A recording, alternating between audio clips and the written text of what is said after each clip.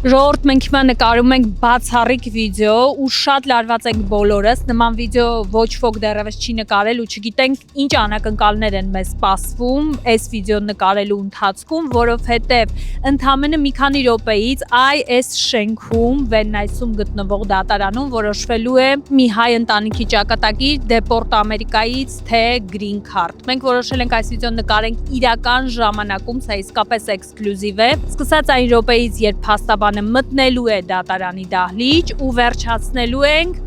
այն պահին, երբ դատավորը հայտնի որոշումը դեպորտ թե green card։ Գնացի։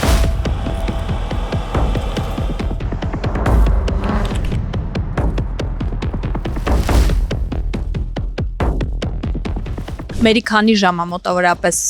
տևելու դատը ու կա լարվածություն հիմա։ Եթե չհետաձգվի, քանի որ ժամը 1-ն է, դատը կավարտվի հավանաբար 4 կամ 4:30։ Այո, լարվածություն միշտ կա, մանավանդ այս кейսի պարագայում, քանի որ մեր այսօրվա հաճախորդը հանդիսանում է երկու երկրի քաղաքացի, ավելի շուտ ծնվել է Հայաստանի Հանրապետությունում, հրաժարվել է քաղաքացիությունից, ունի միայն Ռուսաստանի քաղաքացիություն, բայց պետության փաստաբանը դատախազը է, որ նա պետք է վերադառնա նաև Հայաստան եւ պետք է կարողանանք ապացուցել, ինչու նա չի կարող վերադառնալ թե Ռուսաստան, թե Հայաստան։ Այս առումով ունենք լարվածություն։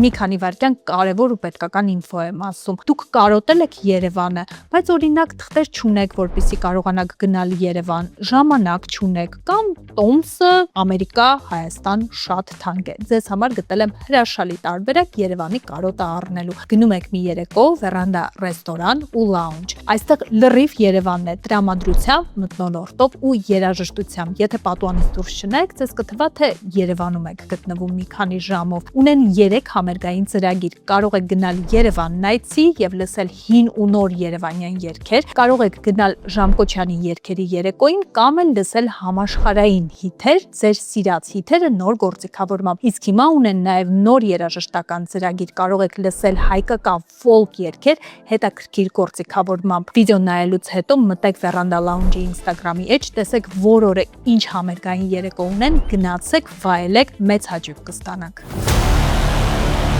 Հայրին դեպորտ կանեն Ամերիկայից։ Ես այսպիսի վերնագրով վիդեո դրեցի YouTube-ում, երբ որ Թրամփը նոր էր ընտրվել նախագահ, եւ իմ կոմենտներում իսկական գժանոց էր, որովհետեւ մարդիկ գրում էին, որ սա ուղղակի հիմարություն է, սա ուղղակի ավելորդ պանիկա է, նման բան ընդհանրապես տեղի չի ունենալու, աղջիկ ջան, ինչի մասին ես խոսում։ Եվ ահա անցավ մի քանի ամիս ու այդ բոլոր խոսքերը եւ վերնագրերը ցավոք սրտի դարձան իրականություն։ Հաստատ այդ խոսակցությունը ձեր խոհանոցներում կամ մեքենաներում եղել է, չէ՞, որ մեկը մյուսի հետ խոսացել եք եւ ասել եք, բայց դու գիտես, ինչ որ մի հայի, որին դեպորտ են արել կամ այսն էլ բռնել է։ Այսը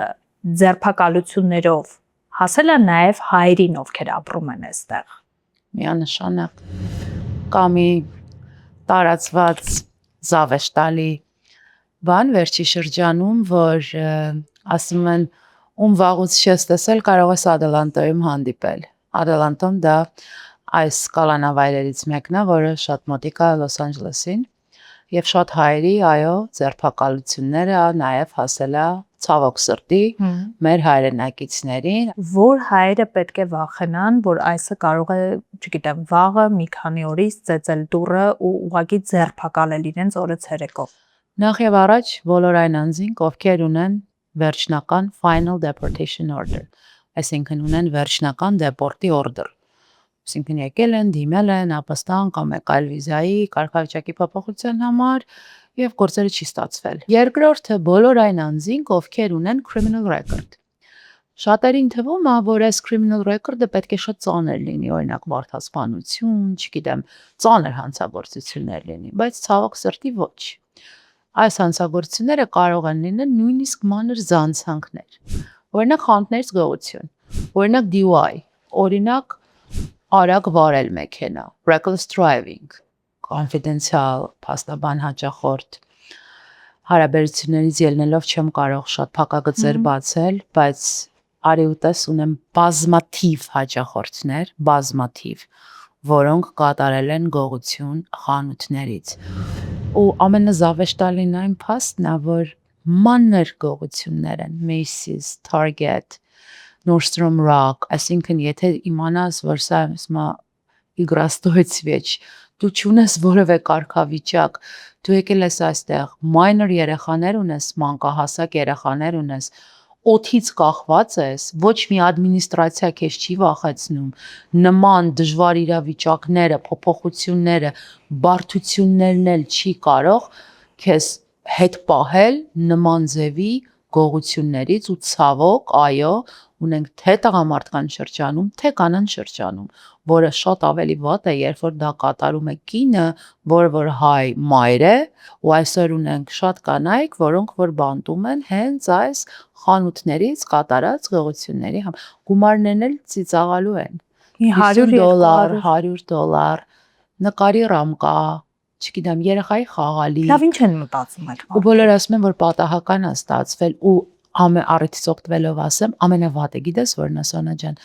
որ հետո գիտակցում են, բայց մտածում են, որ քանի որ իրենց բանտ չեն տարել, այստեղ մանր գողության համար բանտ չեն, petty theft-ը, բայց petty theft-ը ունի ուղիղ գողությունը, ունի ուղիղ immigration-ի վրա հետևանք։ Նույնիսկ եթե նրան շնորհվի իր ապաստանի ստատուսը, նա հետագայում կարող green card չստանա։ Քրեական աշխարհում մանր զանցանքներ են, այսպես ասած, դրանք immigration-ի վրա մեծ հետևանք ունեցող բաներ են, եւ ամենավատը այն է, որ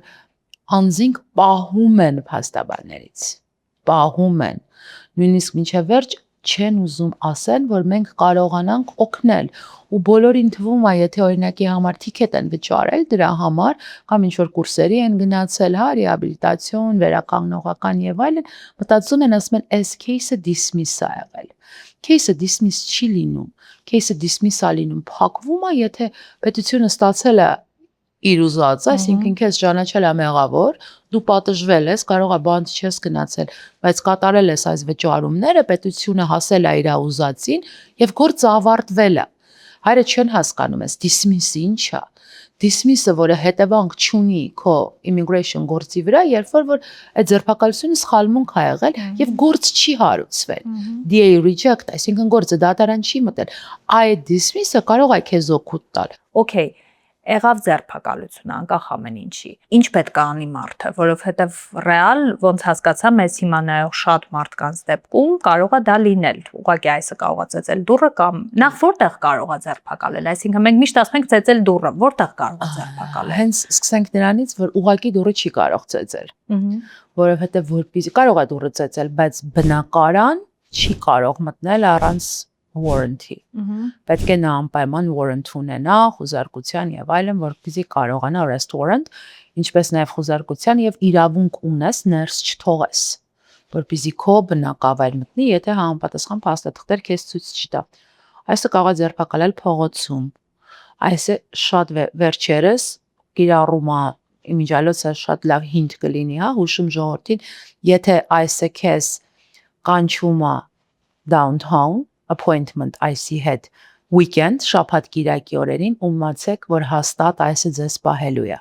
որովհետև բոլոր այն, սա պրակտիկա է դարել, բոլոր այն անձանցում այսը կանչում appointment downtown շաբաթ կամ կիրակի օրերին, այդ անձինք ձերբակալվում են։ Եթե լինում է ձերբակալությունը, ինչ է կատարվում, այսինքն ինչա պետք, ինչ պետք է անի այդ մարդը, որովհետև վախը ու խառնված վիճակը այնքան շատ է, ինձ թվում է այդ պահին լինում։ Առաջի հերթին պետք է խորհրդակցի իր փաստաբանի հետ, եթե չունի փաստաբան, անհապաղ պետք է խորհրդակցի փաստաբանի հետ։ Կախված է թե անձը ոնց է երկիր մուտք գործել։ Եթե օրինակի համար մուտք է գործել տուրիստ վիզայով, ասենք, կամ մեկ այլ non-immigrant վիզայով դիմել է ապաստանի, ապա դատարանը ունի իրավասություն նրան նշանակելու գրավի դատ։ Բայց եթե անձը երկիր է մուտք գործել օրինական ճանապարհ, օրինակ CBP1 ծրագրով, կամ մեկ այլ առանց CBP եկել է մինչև CBP ծրագրի լինելը, բայց չի թռել պատով, չի մտել լճով, անտառներով եւ այլն, այլ եկել է կամավոր անձնագրով, հանձնվել է սահմանապահ մարմիններին եւ նրան տալ են կալանավար բաց են թողել կամ միանգամից բաց են թողել, այսինքն նա իրավաբանորեն համարվում է arriving alien, ժողովրդի մեջ ասում են առաջի գալը չկան, հա, իր 862 ֆորմայի մեջ, ապա դատարանը չունի իրավասություն նրան բոնդի դատ տալու։ Զավեշտալին երկրորդ փաստը այն է, եթե անձը անօրինական է մտել, այսինքն այդ ջրերով, պատով եւ այլն, դատարանը ունի բոնդի գրավի դատ նշանակելու իրավասություն։ Բայց քանի որ պետությունը միշտ ունի հիմք, թե ինչի է անձին ձերբակալում, պետության փաստաբանը դատախազը միշտ առարկությունները ոչ անձին չեք կարող ազատ արձակել։ Եվ տարբերակը, որ այսօր ես իրեն տարբերակ չեմ ասում, ես իրեն կոչում եմ իմ լեզվով գործիք, դա habeas corpus petition-ն է ֆեդերալ դատարան, որ ասում ես ոչ թե որ այ դուք անձին պետք է չտանեիք, հետո ինչ, այ անձը ոչինչ որ արագակշել, ոչինչ որ գողություն արել, ոչ, դու այնտեղ առարկում ես, որ նրա սահմանադրական իրավունքներն են խախտվել ձերբակալման պահին, եւ դու դա ոնց որ կոպիտ ասած դատի ես տալիս պետությանը, ասում ես, որ այս ձերբակալումը անօրինական էր։ Ինչքանով է հավանական, եթե մարդը լրիվ մաքուր է, այսինքն չունի քրեական ոչ մի անցյալ, ոչ մի սխալ չի արել, դիմել է իր քաղաքական քեյսի համար, հիմա ուղղակի նստած սպասում է, ինչքանով է հավանական, որ այս մարդկա կարող է ձերբակալել այսը։ Սոնա ջան, ցավոք սրտի ԱՄՆ-ի քաղաքացիների եւ գրին քարտ ունեցող անձանց են ձերբակալում, հետո պարզվում է բաց են թողում։ Ես չեմ բացառում որևէ տիպի ձերբակալում։ Այսինքն նույնիսկ գրին քարտ ունեցող հայը հիմա կարող է ձերբակալվել այս կողմից։ Այո։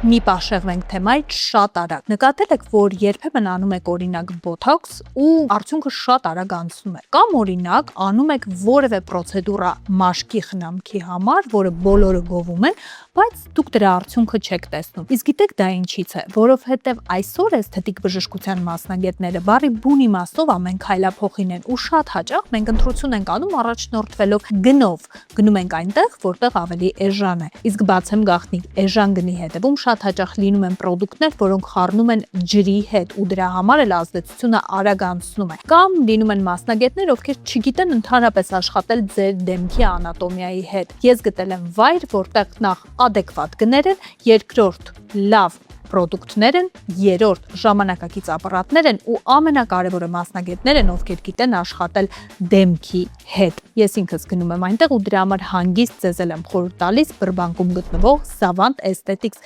էսթետիկ բժշկության կենտրոնը, հասցեն ու հեռախոսահամարը տեսնում եք ձեր էկրանին։ Մենք հիմա դատարանի շենքի առաջ ենք, դատական process-ը արդեն սկսվել է։ Ես հեռախոսս ինձ մոտ եմ պահել, նաև փորձում եմ տարածքում մնալ, որովհետև մերին խոստացել է առաջին իսկ դատարի ժամանակ մեզ հետ կապվել ու թարմացումներ տալ։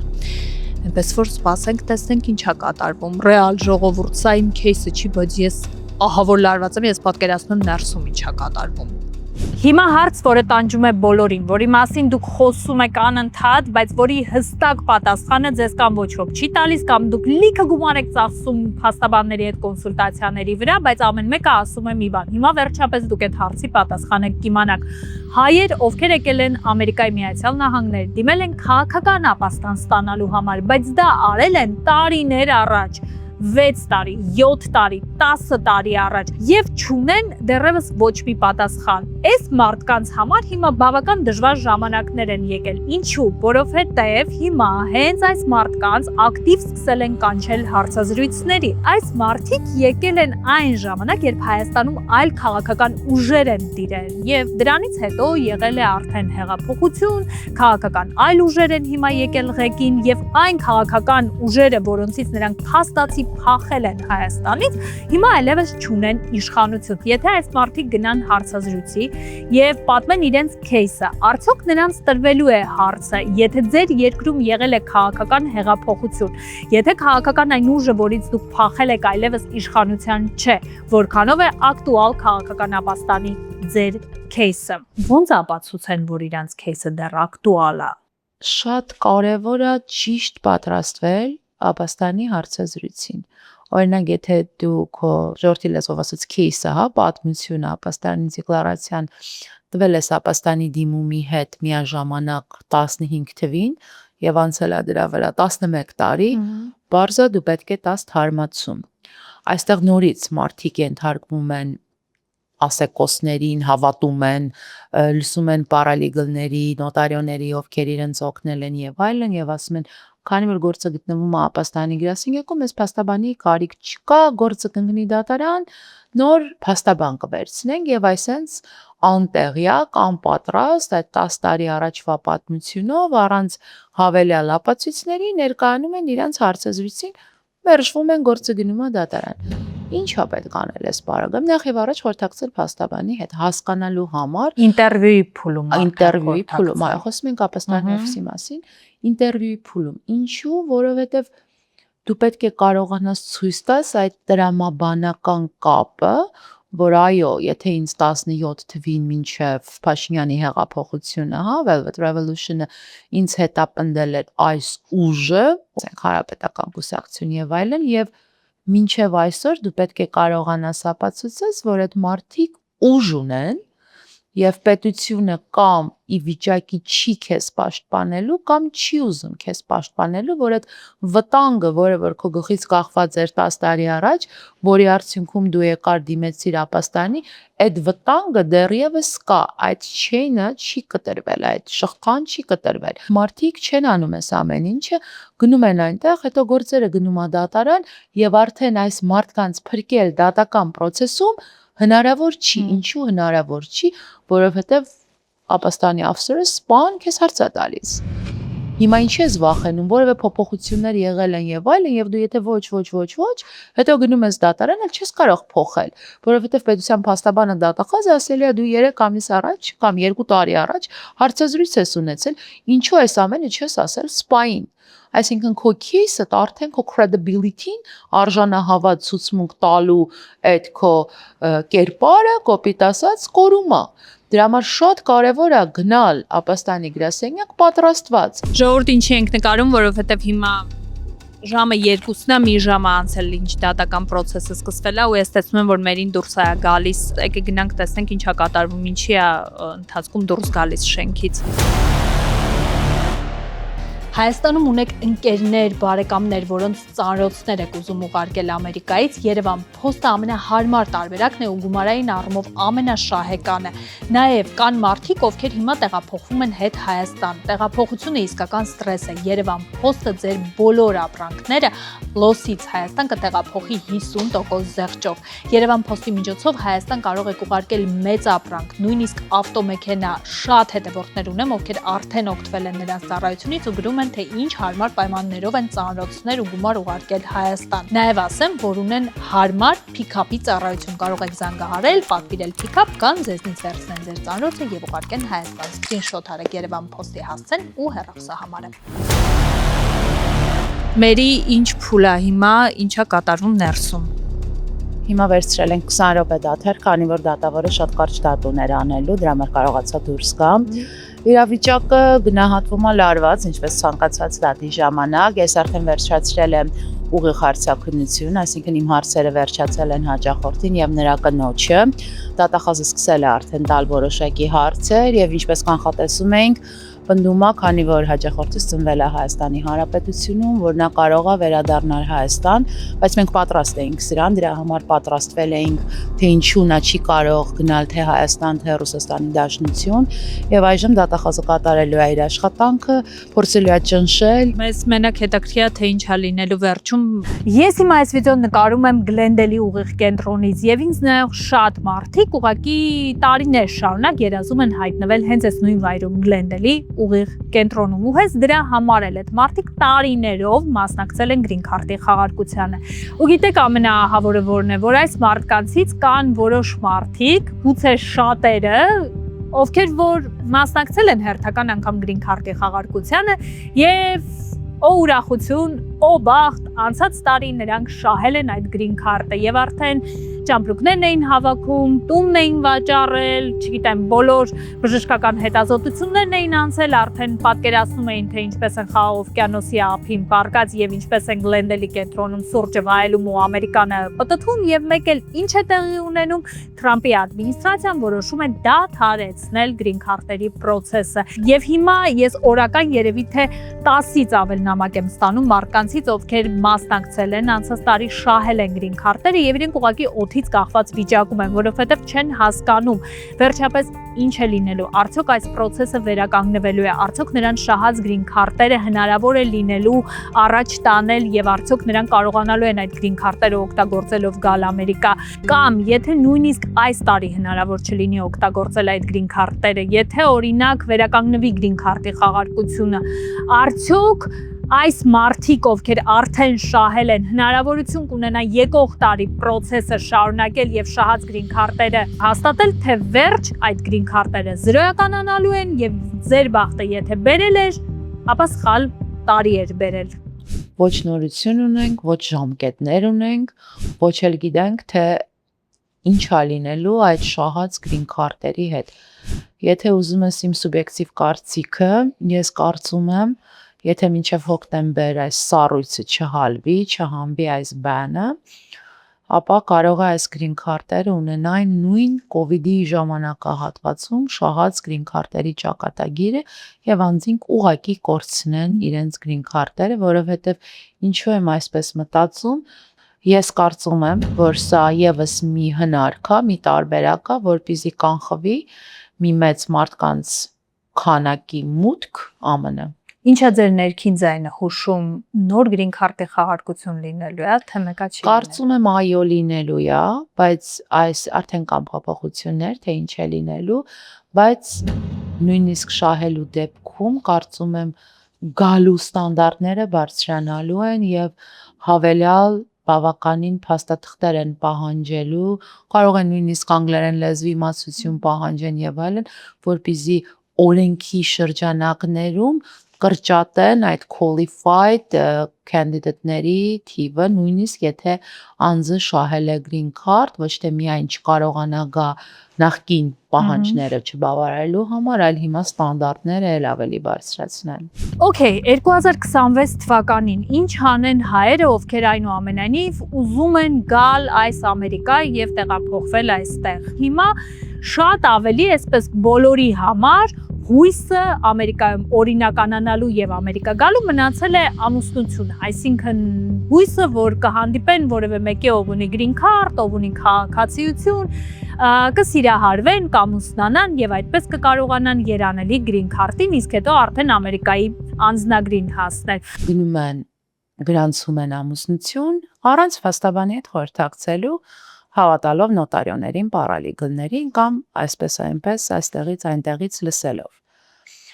Այդ ամենամեծ սխալը գալիս է դրանից։ Խորհուրդ է տրվում մինչև որոշակի քայլեր ձեռնարկելը անպայման խորհրդակցեք փաստաբանի հետ, որպեսզի կարողանաք իրավիճակը ճիշտ գնահատել, հասկանալ արդյոք այդ քո ասած Վանա ջան այդ փրկողողակը կարող է ամուսնությունը ձեզ համար լինի, թե ոչ։ Մարդկանց մոտ կա պատկերացում, որ եթե fake ամուսնություն է ու ստացվել է այդ fake ամուսնության միջոցով ստանալ green card քաղաքացիություն, վերջ պատմությունը փակ է։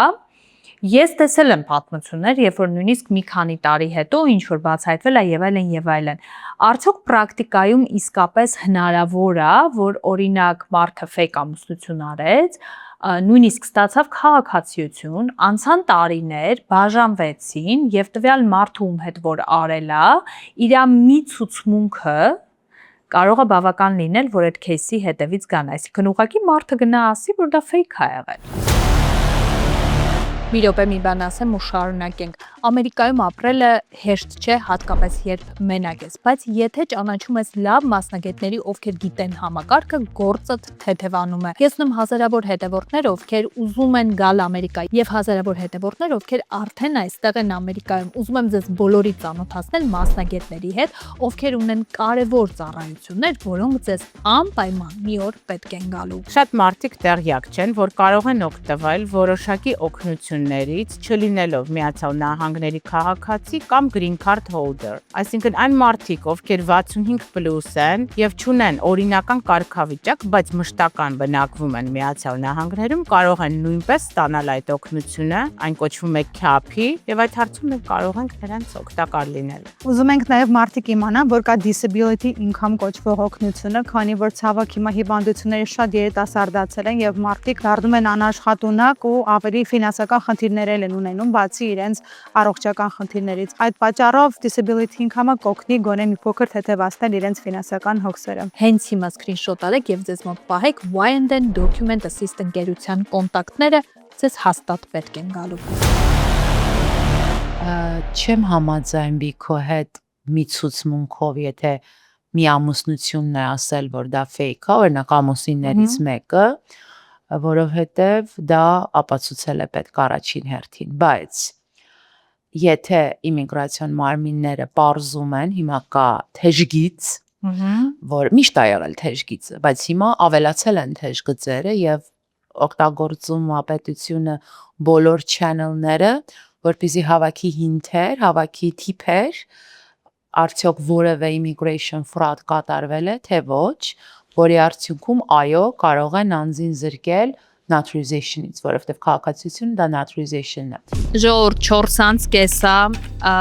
դատական process-ը դեռ շարունակվում է, ոչ մի նորություն, ոչ մի լուր, ոչ մերից, ոչ հաճախորդից, սա կամ շատ լավ է, կամ շատ վատ է։ Ու գիտեք, կարծում եմ էմիգրացիայի այս ամբողջ process-ի ամենաբարդ փուլը հենց սա է, սպասումը։ Անվերջանալի սպասում են, մարդիկ տարիներով սպասում են այսօրվան ու հետո այսօրն էլ իրանք ժամերով սպասում են, թե վերջապես ինչ է լինելու իրանց ճակատագիրը, լինելու է վերջը, թե լինելու է սկիզբը։ Մի քիչ սպասենք։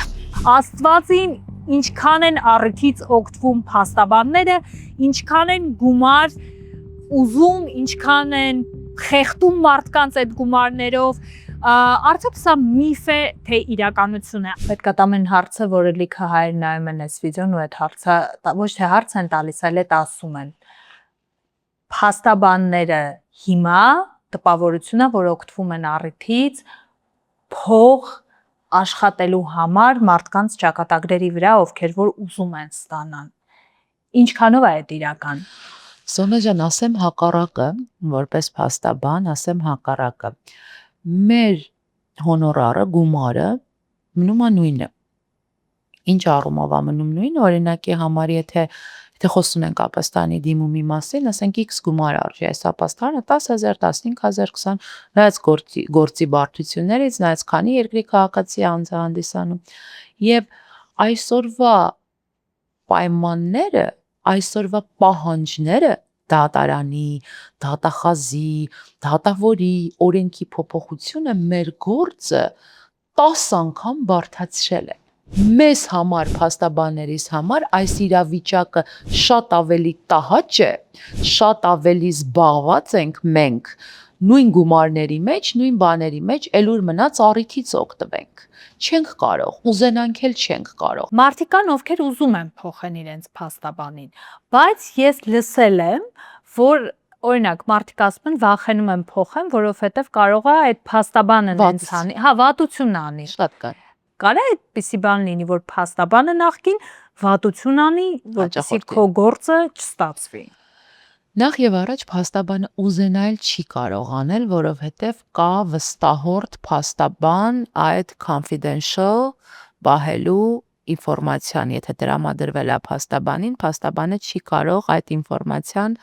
հարայնացնել առաջին հերթին, կան իհարկե բացառություններ, եթե կատար, չեմ ուզում փաստաբանական էթիկայի մեջ խորանանք, ժողովրդին հետաքրքիր չի, բայց ես միշտ ասում եմ, կկրկնվեմ եւս մեկ անգամ, ոչ փաստաբաններն են հաճախորդների գերին, ոչ էլ հաճախորդները փաստաբանների։ Ցանկացած փուլում, գործի յուրաքանչյուր փուլում անձը կարող է փաստաբանին փոխել, ինչպես նաև փաստաբանը կարող է հրաժարվել անձին ներկայացնելուց։ Եվ փաստաբանը որևէ ձևով ամենայն պատասխանատվությամբ հայտարարում եմ, չգիտեմ, կարող է ես իմ ձևով եմ մտածում եւ այլն, չեմ տեսել մինչեւ օրս, որ փաստաբանը որևէ ձևով վնասի հաճախորդին կամ ինչ պետք է անի, որ վնասի, այո, ժողովուրդը վախենում են, մտածում են, որ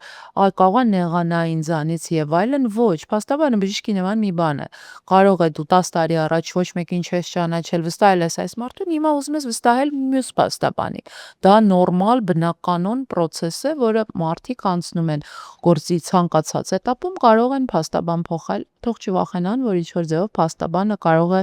վնասել իր գործին։ Okay, մերին գալիս է ժողովուրդ։ Արդյունքը դրական։ ծանր պայքար էր, որովհետև պետության փաստաբանն էլ լավ կատարում էր իր աշխատանքը, բայց դատավորը գտնվեց արդարամիտ եւ ընդունեց մեր բոլոր փաստարկները, որ անձը չի կարող ետ վերադառնալ Հայաստանի Հանրապետություն,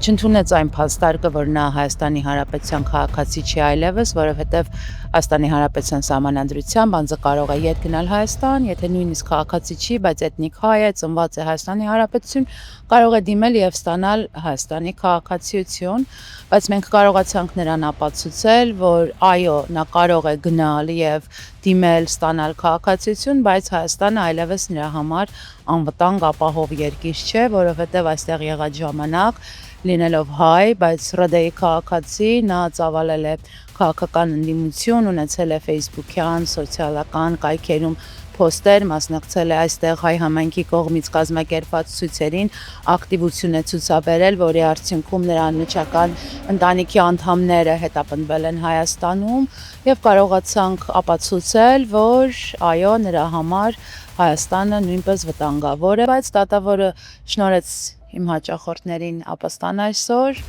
եւ արդեն կարող ենք Սա վերջն է, սա վերջն է, քանի որ դատախազը համոզվեց, որ պահել ապելյացիայի, այսինքն ողոքարկման իրավունքը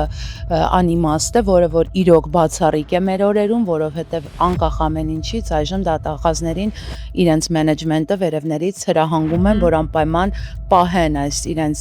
բողոքարկման իրավունքը։ Դատավորը նույնիսկ վճռի մեջ նշեց, որ ես ձեր տեղը լինեի չէի պահի ու ոնց հասկացա շատ ավելի պրո իմ հաճախորդին ուղված որոշում տվեց, որպեսզի փակի բոլոր տեսակի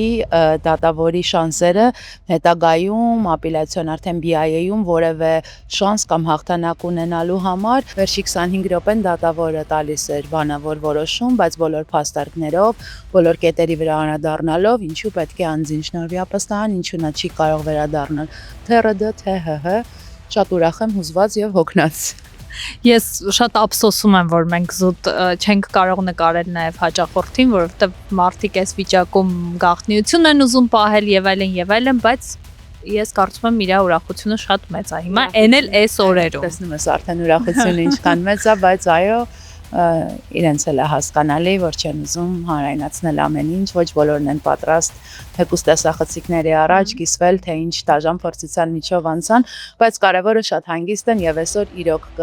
քնեն հանգիստ խղճով։ Մենք էլ կարող ենք դες բաց թողել հանգստանալու արդեն։ Ամենակարևորը, որ ես կարողանում եմ իմ ամենակարևոր նախադասությունը ասել ամեն դատից հետո, արդեն օրինական ձևով բարի գալուստ Ամերիկա եւ արդեն ասել եմ հաճախորդներին։ Սպասենք հաջորդին։ Սովորաբար, երբ որ ես որևէ վիդեո եմ դնում եւ այդ վիդեոյում մարդիկ լսում են ինֆորմացիա, որը իրենց դուր չի գալիս, որովհետեւ մի քիչ չի համապատասխանում իրենց իդեալականացված պատկերացումներին, ինձ կոմենտներում գրում են Սոնա ջան, ինչի ես պանիկա տարածում, ինչի ես մեզ վատ լուրեր ասում, մենք ուզում ենք ջայլամի քաղաքականությամբ, ուղղակի վատ լուրերի մասին չլսեն։ Ու հենց դրա համար էլ այս կոմենտները կանխելու համար ժողովուրդ այսօր մենք մերի հետ նկարեցինք թողարկումը, միևնույն ժամանակ նկարելով իրական հայ ընտանիքի պատմություն, ովքեր որ նույնիսկ այս պայմաններում, երբ թվում է թե արդեն Ամերիկայում որևէ թուղթ օրինականացնելը անիրական է, փաստացի ձեր աչքի առաջ ստացան իրենց approve-ը, իրենց okay-ը, իրենց green card-երի հնարավորությունը,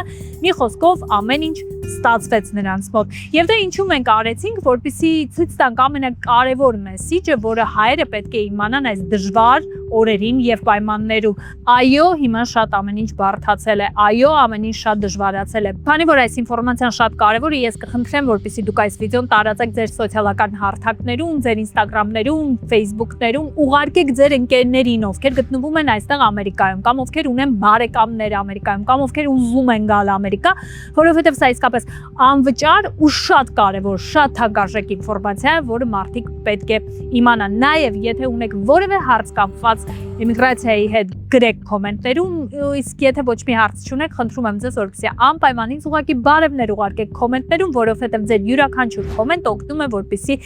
իմ դիտումները ավելանան, իսկ դա ինձ համար ամենակարևոր նվերն է ձեր կողմից։ Խնդրում եմ նաև, որպեսզի անպայման լայքեք այս վիդեոն եւ բաժանորդագրվեք սեղմելով subscribe կոճակը։ Մինչև մյուս վիդեո։